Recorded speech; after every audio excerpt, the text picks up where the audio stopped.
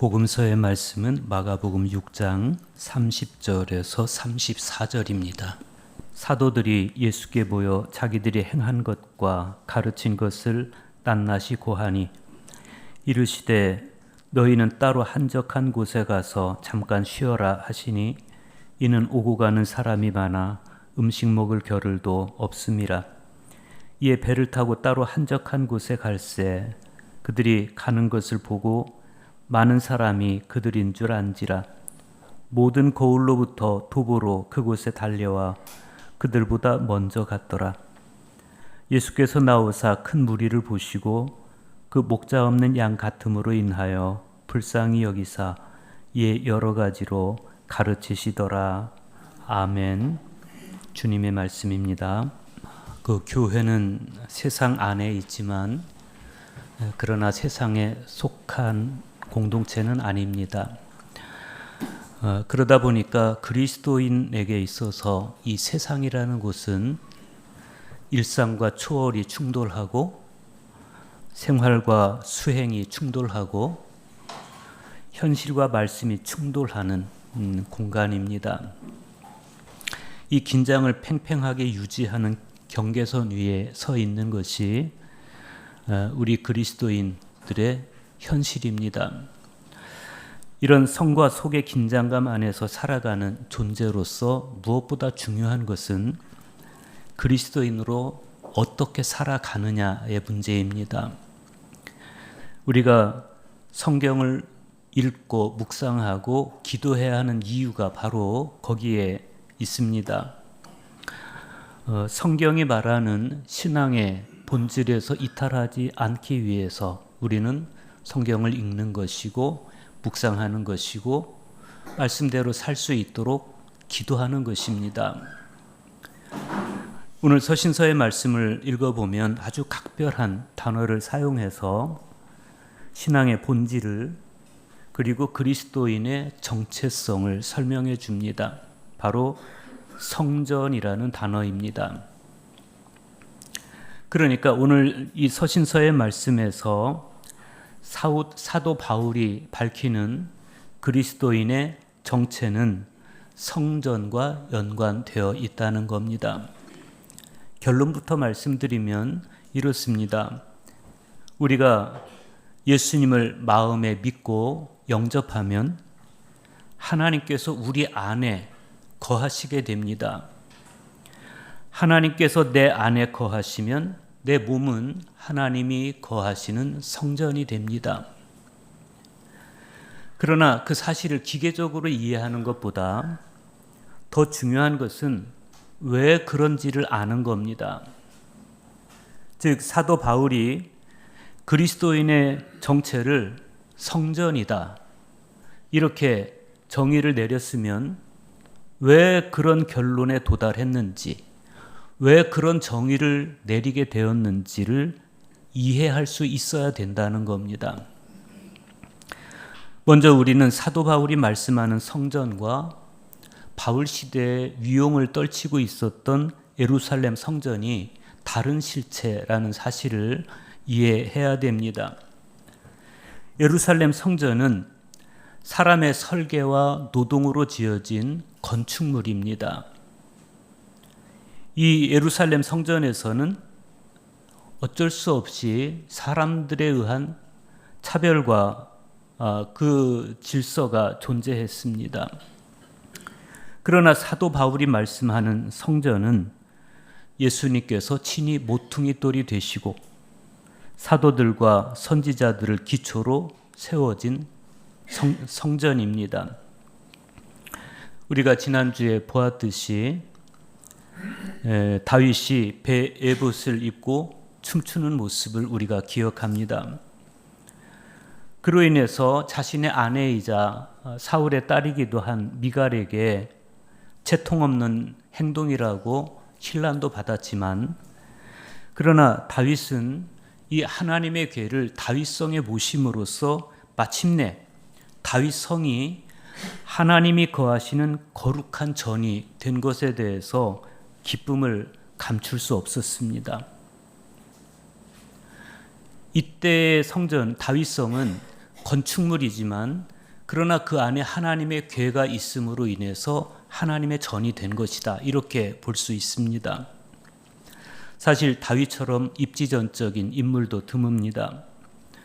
헤브론에서 남유다의 왕에 오른 다윗은 북이스라엘의 왕인 이스보셋이 죽었을 때 그때 북이스라엘 지파의 장로들이 찾아와서 그에게 기름을 붓고 왕으로 옹립함으로써 강력한 이스라엘 나라의 왕이 됩니다. 그리고 마침내 법궤까지 다윗 성에 모셔옴으로써 종교적인 정통성까지 확보하게 됩니다.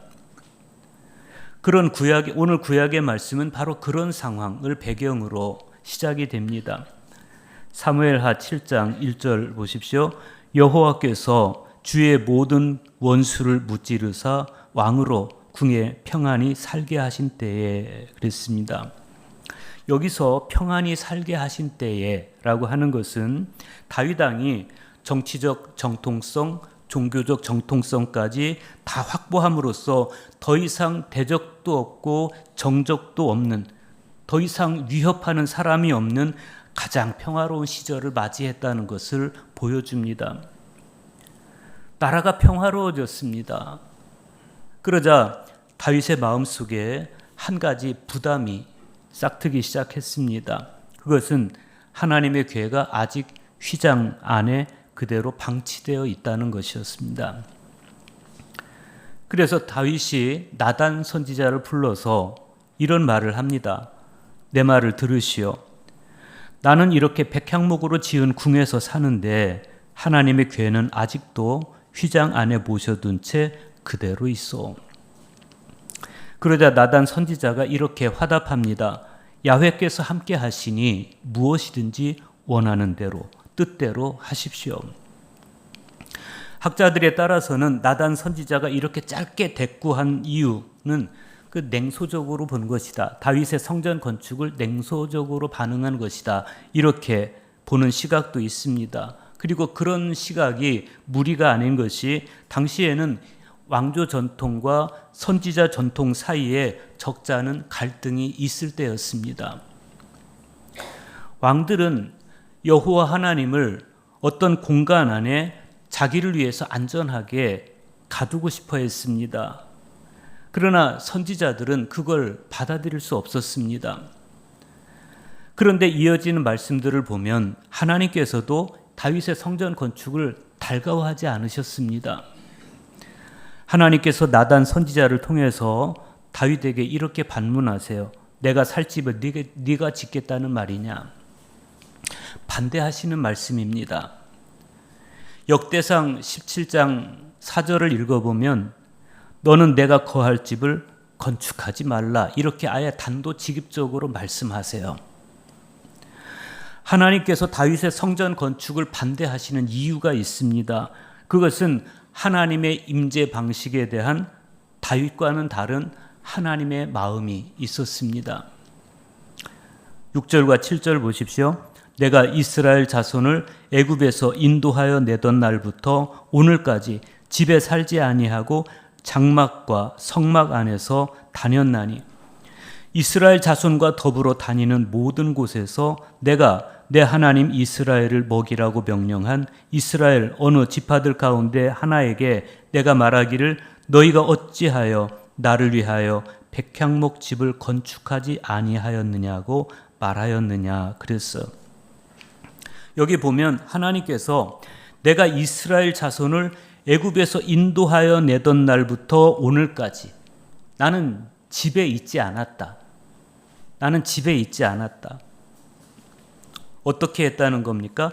장막과 성막 안에서 다녔다. 이렇게 말씀하세요. 그러니까 하나님은 어느 집 안에 머물러 계시고 제사나 받으시는 그런 하나님이 아니고 출애굽한 이스라엘 백성들과 함께 행동하시는 하나님, 활동하시는 하나님이셨다. 그런 말씀이죠. 이스라엘 자손과 더불어 다니는 모든 곳에서 이렇게 말씀해요. 우리는 하나님의 이 말씀을 떠올리면서 출애굽을 생각하게 됩니다. 하나님께서는 줄곧 이스라엘 역사 속에서 그들과 행동하신, 함께 하신 하나님이셨습니다. 다윗은 이 하나님의 마음을 알아야 됐습니다. 그래서 성전 건축을 향한 자신의 계획이 자칫 하나님의 행동을 제한하는 결과로 초래되지 않을까 조심해야 됐습니다. 결국 다윗은 성전 건축을 포기합니다. 대신 하나님께서는 다윗의 아들인 솔로몬을 통해서 성전을 건축하도록 허락하십니다. 그런데 그렇게 해서 탄생한 이 예루살렘 성전은 결국은 하나님을 가두고 백성을 억압하는 도구로 전락하게 됩니다. 유대인들은 유월절이라든지 오순절이라든지 이런 중요한 절기가 오면 예루살렘 성전에 와서 제사에 참여했습니다. 다른 나라에 살고 있는 디아스포라 유대인들에게도 예루살렘 성전은 순례지로서 아주 중요한 장소였습니다. 그들은 자기들이 있는 곳에서 하나님을 만나지 못했습니다. 하나님을 만나려면 먼 길을 걸어서 예루살렘 성전까지 와야 됐습니다. 그런데 그렇게 거룩하게 지어지고 사람들이 순례하는 이 예루살렘 성전 안에는 사람을 차별하는 공간이 몇 군데 있었습니다. 이를테면 이방인의 뜰과 여인의 뜰, 유대인의 뜰과 제사장의 뜰, 그런 거였습니다. 이방인은 이방인의 뜰까지만 갈 수 있었습니다. 여인은 여인의 뜰까지만 갈 수 있었습니다. 그들은 한 발짝도 더 그 이상은 넘어서면 안 됐습니다. 이렇게 예루살렘 성전 안에는 거룩한 사람들과 속된 사람들, 소위 거룩하다고 구별된 사람들과 속되다고 낙인 찍힌 사람들이 엄격하게 구별되도록 그렇게 제도화되어 있었고 그것은 엄연한 차별이었습니다. 그런데 사람들 사이에 있던 그 차별과 담은 예수님의 십자가 이후에도 무너지지 않았습니다. 정말 지긋지긋하게 사람들 사이에 실제하면서 사람들을 지배하고 바울 시대까지 존속되었습니다. 그래서 오늘 에베소서의 말씀을 읽어보면 바울 시대에는 이 차별이 성전에서 어떤 모습으로 존재했는지를 볼 수가 있어요. 에베소서 2장 11절 보십시오. 그러므로 생각하라. 너희는 그때 육체로는 이방인이요 손으로 육체의 행한 할례를 받은 무리라 칭하는 자들로부터 할례 받지 않은 무리라 칭함을 받는 자들이라 그랬어요.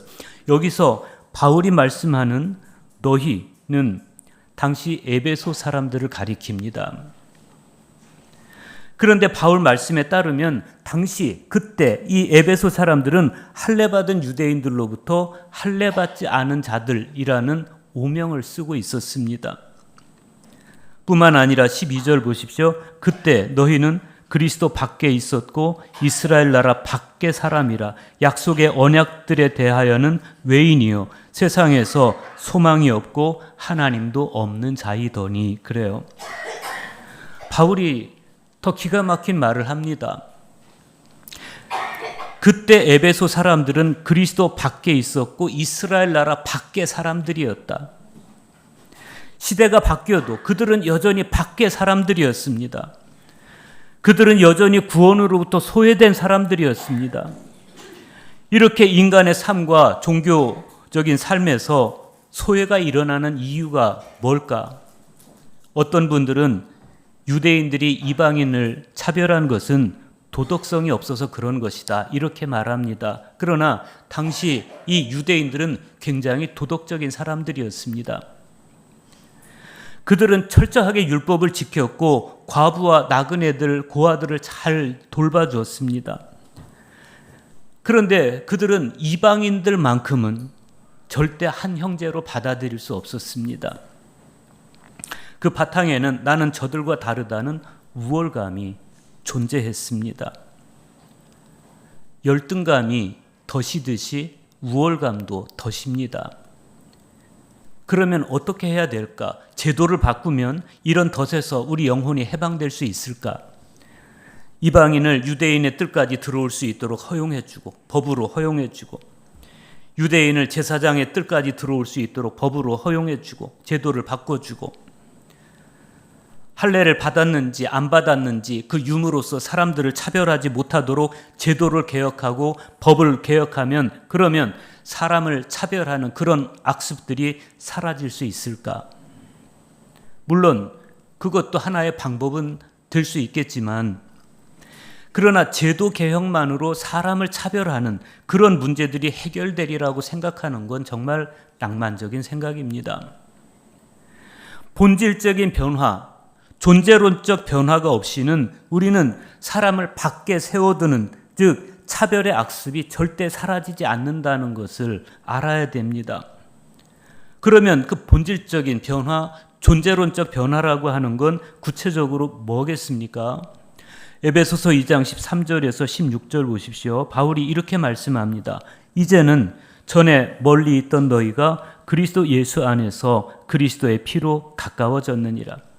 그는 우리의 화평이신지라 둘로 하나를 만드사 원수된 것 곧 중간에 막힌 담을 자기 육체로 허시고 법조문으로 된 계명의 율법을 폐하셨으니 이는 이 둘로 자기 안에서 한 새 사람을 지어 화평하게 하시고 또 십자가로 이 둘을 한 몸으로 하나님과 화목하게 하려 하심이라.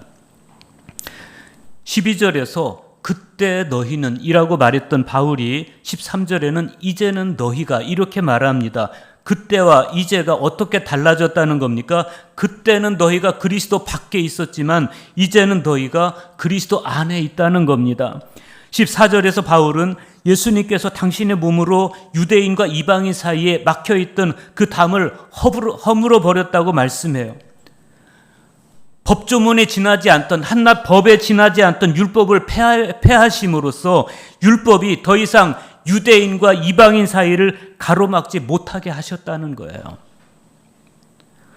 여러분, 예수님이 무슨 이유로 십자가에 처형당하셨는지 여러분 아십니까?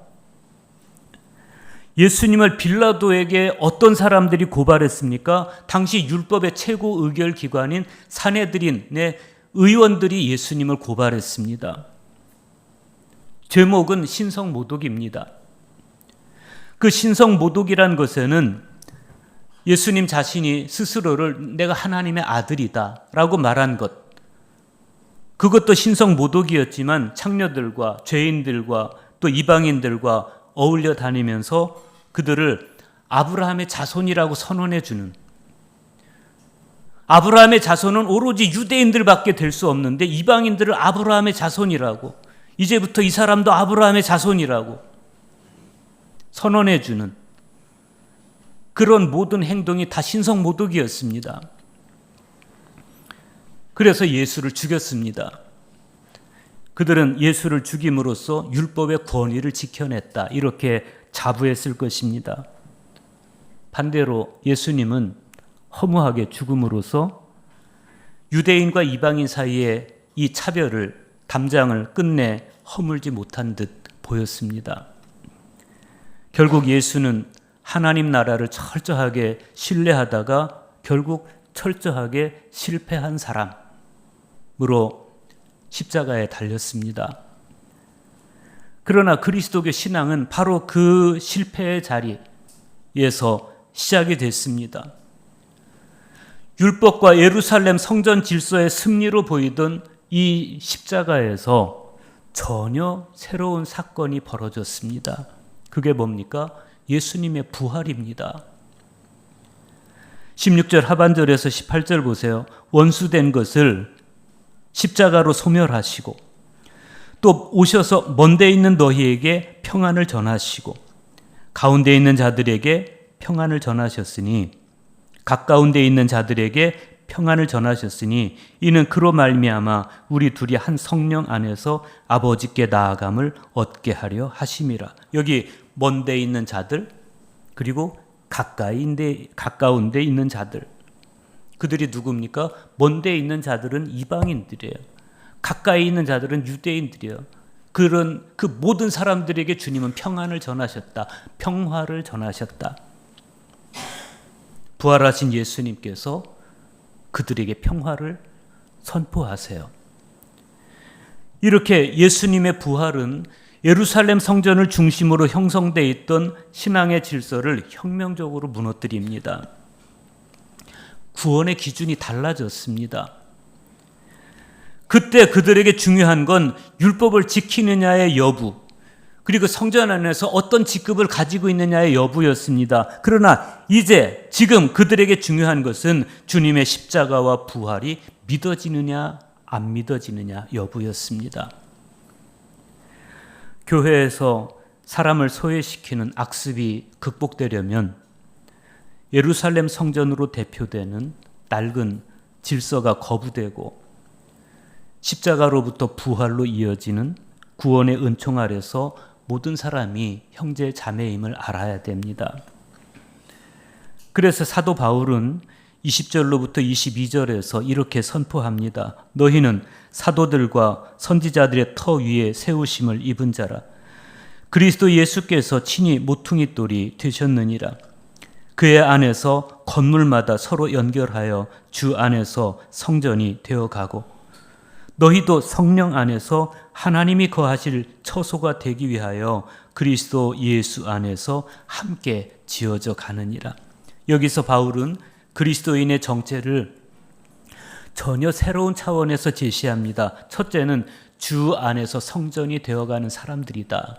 둘째는 성령 안에서 하나님이 거하실 처소가 되어가는 사람들이다. 여기서 중요한 건 두 가지입니다. 첫째는 내가 주 안에 성령 안에 있느냐는 거예요. 두 번째, 내가 성전이 되어가고 있느냐. 다행히 사도 바울은 너희는 성전이다 라고 완결되게 말씀하지 않아요. 만약에 너는 성전이다, 당신은 성전입니다 이렇게 말하면 우리는 아직 부족하고 내 안에는 아직 성전으로서 너무 불합리한 게 많은데 라고 생각할 수 있어요. 그런데 바울은 너희는 성전이다 이렇게 완결형으로 이야기하지 않고 현재 진행형으로 이야기합니다. 성전이 되어가고 있다. 함께 지어져 가고 있다. 성전으로서 아직은 부족하지만 그러나 종말론적 가능성, 마지막 날 우리는 성전으로 완성될 것이다. 그 희망이, 그 고백과 그 믿음이 이 안에 담겨 있어. 오늘 바울의 말씀은 굉장히 희망적입니다.